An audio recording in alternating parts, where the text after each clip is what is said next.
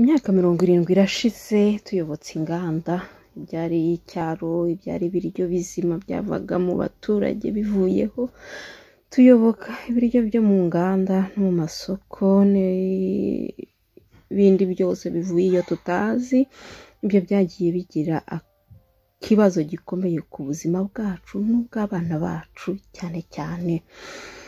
Nabaramukije mwese, mbahaye amahoro y'Imana, mbifurije umwaka mushya muhire, ingamba nshya, ubuzima bushya, ibyiza bishya byose bibagereho. Inganda rero zatuzaniye akaga kenshi ku buzima bwacu, byazanye indwara z'ubukire, indwara twa civilisation, nta kindi bivuze ko ari indwara z'umukiro, kubera ko ntago wajya kubaza ubuzima ibintu bitari bizima, ibintu byavuye mu nganda, amata yo ku igare, ibintu byavuye ahantu hadasobanutse. Ibiryo biba bizima cyane cyane ku bana bacu iyo ari ibiryo byahinzwe, byavuye ahantu hizewe, kumenya ngo ibiryo byakozwe gute, byavuyeho, byahinzwe gute, bigomba kugira uko bihingwa, bigomba kugira uko bimeze kugira ngo bigere ku bana bacu, bibagira icyo bibamarira ku buzima.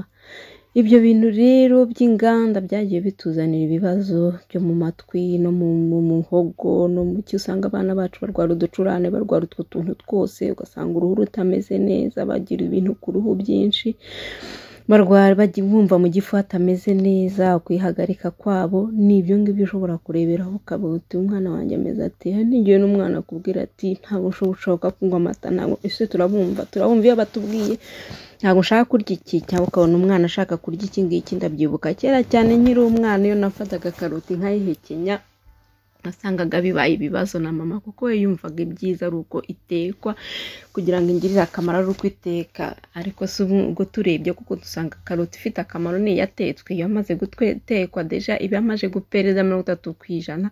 Ni ukuvuga umwana rero ubashije kuyirya akayirya ayihekenye, wimubuza rwose, mureke. N'umwana ashoboye kurya urunyanya akaruhekenya, akaba ari byagusaba bimurekere, bimufitiye akamaro gakomeye cyane.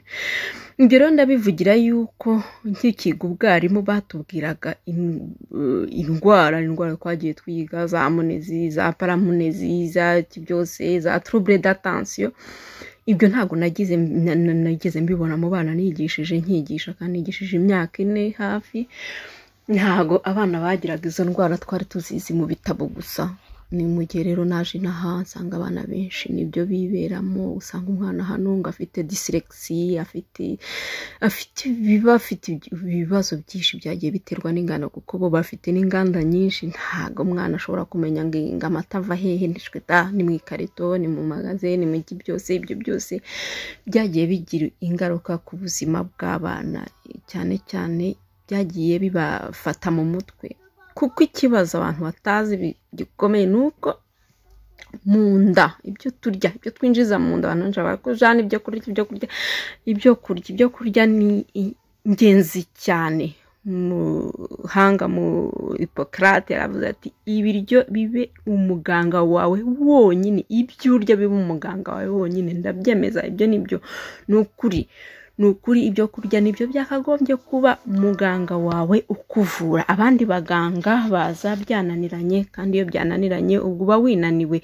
Tugomba rero kuba responsable, tugafata gahunda ku bana bacu, tukabitaho kuva bakivuka. Umwana akivuka kugeza ku mezi 4 ntago aba arashaka kurya, abareba ashaka kureba uko biribwa, ariko amezi 6 nibwo atangira kwerekana intoki, ukabona ko abishaka. Mutangize karoti, wamukorera pire ya karoti, wamukorera pire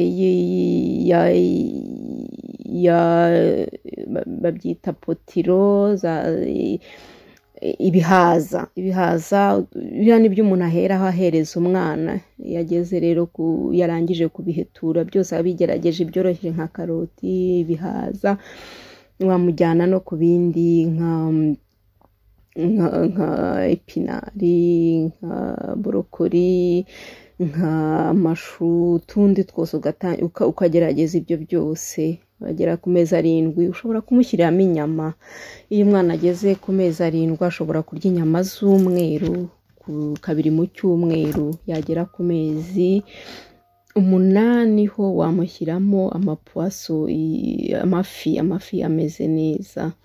Ni ukuvuga ngo rero umwana agira uko atekerwa. Ni iyi video mpereyeho kugira ngo nzagende nkurikizaho ibiryo by'abana, uko abana batekerwa, uko abana bitabwaho, kuko ni ikintu tugomba tugahagurukira rimwe, kuko biri kugenda tugera muri iyo monde ya industry y'ibintu byo muri magaze. Umuntu ugiye muri magaze twumva ko ari umeze neza, ariko umuntu muturanye uriya wihingiye akarima ke akaba afite ibyo ashaka kukugurisha, uriya niwe nahitamo, cyangwa nawe ukakihingira. Kubera iki? Kubera umwana wawe agomba kurya ibintu bizima kugira ngo abe muzima, kugira ngo atazagira ikibazo. Kuko ikintu giteye ubwoba ku bana nuko ibyinshi bifata mu mutwe, bifata ku bwonko, ugasanga bagira imyigire mibi. Yewe hano hari indwara, kudashobora kwandika, kudashobora kubara, kudashobora kugira gute, ugasanga bagiye bafite utubazo twinshi cyane. Yewe mfite uwanjye yagize ibibazo byo kugira les troubles d'attention, ariko nsanga no kurya ntiyigeze akunda kurya neza. Nanjye ntago nari mbisobanukiweho cyane, nari ndi mu bindi simwite, ariko igihe natangire kumwitaho naje kubona ko byose byagiye mu buryo. Abarimu bambwira ko umwana ameze neza, bambwira ko umwana rwose ashobora kwiga ibintu nko kuba dogiteri, ibintu bifite akamaro, kandi mu gihe no kwiga ngiye bambwiraga ko umwana ataziga rwose bitazakunda, ari ibintu byo kumufata kugira ngo abe ahari nanjye mbashe gukora, ko kwiga bye bidakunda, ko adakunze no kwicara, ko adakunze no kugira ikindi kintu akora. Ariko iyo ukosoye imirire ubona ko umwana amererwa neza, akajya kuri gahunda, agashobora kugira ubuzima bumeze neza. Ni ukuvuga ngo rero ifo kwitondera ibyo uhereza umwana, ukamurinda ibintu adashoboye kudijira. Ubimenye ute? Ibyo adashoboye kurya ngo bigende neza mu mubiri urabibona, ureba, witegereza amakaka akora. Kuvuga ngo ikiryo buri mwana iyo utangiye kugaburira umwana ugomba kureba kukigerageza iminsi 2, ukakireba uko yasinziriye, ukareba kaka yakoze zimeze zite, yagiye ku musarane bimeze bite. Niba yakoze ibintu bimeze nka sosiso nziza, ni ukuvuga ngo bimeze neza. Iyo bidahumurana nabi nanone ni ukuvuga ngo umwana yabashe kumera neza. Niba agize ikibazo ku ruhu, n'uguhita uhagarika ibyo ngibyo, ukavuga uti ibintu bimumereye neza, ugashakishiriza ahandi. Kuko umwana ni nk'undi, ushobora guhereza abana 2, umwe ukamuhereza ibyo waheje ukari bimwe, umwana akajya kwituma 4 ku munsi, undi akigirayo rimwe. Turatandukanye, ariko ni ngombwa kwitegereza uko yasinziriye, ni ngombwa kwitegereza uko uruhu rwe rumeze, ni ngombwa kwitegereza uko ari kubirya. Niba umwana akubwiye ati simbishaka, cyangwa ukabona ukamwumva, tujye tubumva, nabo bafite icyo babivugaho, kuko niwe uri bubirye, niwe umenya uko biri buze kumumerera mu mubiri. Ni ukuvuga ngo rero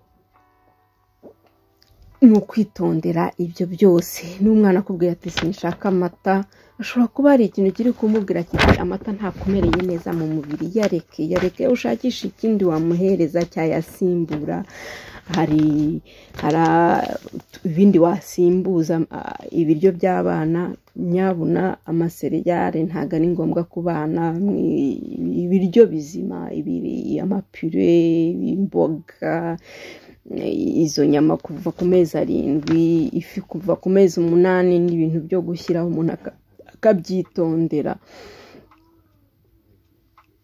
Ni ukuvuga ngo rero witegereza n'ururimi rw'umwana, ukareba ko rudafiteho biriya bintu by'umweru. Niba uko rusa, ukareba ko rufite rusa neza, rudafite ibintu byagiye byitendekaho. Ukareba n'amaso ye, witegereza ibintu byose mu gihe uri kumugaburira.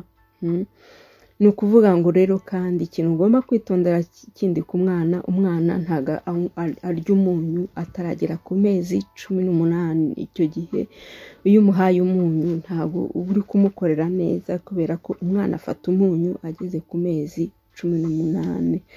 Ni ukugerageza rero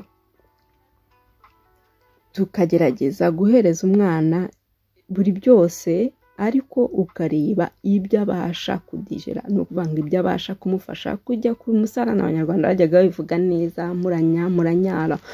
Umwana rero niba atari gukora ibyo bintu bibiri, ukabyitegereza, ugashaka ikindi wakora, ukabagisha inama, ukareba uko wakora. Ariko umwana wundi wagaburiwe imbuto, imboga ku gihe nyacyo, ni ukuvuga ngo mu gitondo wihutira imboga, ku mugoroba sezeri, mu masaha y'umugoroba ukamuha imbuto z'umwana. Ugomba kuzitogosa agahe gatoya kugira ngo zibashe kugenda neza mu gifu. Mu gihe imbuto ushobora kumuvangiramo agapudre ka mande cyangwa zamande yaba nziza kurushaho. Hari abana batayidijera, ariko si benshi cyane badashobora kuyidijera. Ni byiza cyane ko bifasha ubwonko bwe, bigafasha kumererwa neza. Ndabashishikariza rero mwese kuntera inkunga, kumba hafi, kugira ngo nzabashe kugenda mbereka uburyo twakora ibiryo by'abana, kuko ari byo numvishije mpamagarirwa kuba nakora muri ino minsi. Tuzahere ku mwana w'umwaka umwe, kuva ku bana bafite amezi 4 kuzamura, uko umuntu yamugaburira, uko yagenda abikora. Ibyo bintu ndashaka kubikora, nshaka kubyifuza, ariko ndifuza igitekerezo cya buri wese, uko yambwira uko twagenda tubikora, kugira ngo tubishyire ku murongo, twite ku bana bacu, tubakorere ibyo uko umubiri wabo bisaba. Tugira abana badafite ibibazo byo mu mutwe, kuko igihe bizatangira kumererwa, njya nibaza nkavuga ese ntabwo abana bacu bose tuzashobora kubohereza mu bihugu bifite abo barogopede, bafite toute sorte y'abantu bagiye biga ibintu byo kwita kuri abo bana bafite ibibazo. Nkibaza ni rero abacu bizagenda bite nibatangira kurwara izo ndwara z'abakire, indwara za industrialisation, indwara za civilisation. Izo ndwara nizigera mu banyarwanda bizagenda bite? Mu bitekerezeho, tubwirane twese, tugirane inama, dufashanye kugira ngo tubyirinde, kuko birashoboka. Isufijiste yo kwirinda bimwe dukorera abana bitagomba, ndetse akenshi n'umwana arabikwereka ko ibyo bintu atari ibye. Ariko rero ni twebwe two gufata ingamba zifatika kugira ngo turwanye ibyo bidufatira abana, ibyo biturira ubwenge bw'abana, cyane ko mu gihe bizaba byatugeze mu nyabuna bizatugora kubikura aho ngaho. Abana nibatangira kugira izo ndwara, hari indwara tutazi, kubera ko twebwe kudatera imbere kwacu nicyo byatumariye, byadufashije ko abana bacu batagira izo ndwara. Ariko ababa mu bihugu byateye imbere barabizi, ndetse kenshi bamwe b'abanyarwanda bavuga bati baratangiye. Umubyeyi w'umunyarwandakazi umwe twaho yarambwira ati umwana wanjye rero bamusanzemo trouble d'attention, ibyo bintu by'abazungu utangiye rero ukabyemera se?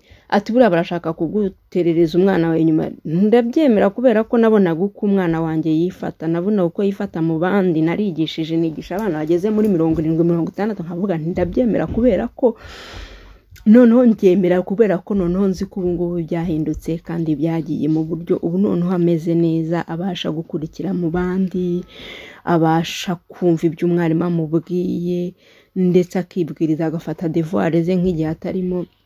Mbere mu gihe namuhaga n'imiti kugira ngo abanze kujya kwa muganga. Ibibazo rero icyo kinini kigura amafaranga menshi kandi kikabatera ibibazo by'umutima. Mwibaze mu gihe umwana wazajya agomba kuba yakurikira, mwarimu agomba gufata ikinini, mu byibazo uko bizagenda. Ese icyo kinini kitaboneka? Ese icyo kinini kigomba gutumizwa? Ese aya mafaranga azabaye? Ese ubwo bushobozi burahari? Tandis ko ubushobozi bwo gutunganya karoti, ubwo gukora amakurushete, ubwo guteka, ubwo bushobozi turabufite. Imana irabuduhaye, ngombwa kubyikoreshereza. Niyo mpamvu byaba biba byiza yewe n'umuntu usigiye umwana, byuka iminota 30 kuri wabyukiragaho, utegura ibiryo, ubishyire muri firigo, umenye ibyo umwana wawe bamugaburiye. Mashobora kutabimuha, ariko nibura uzaba wagerageje, wabishyizeho hariya mu gihe bazaba batabikurikije.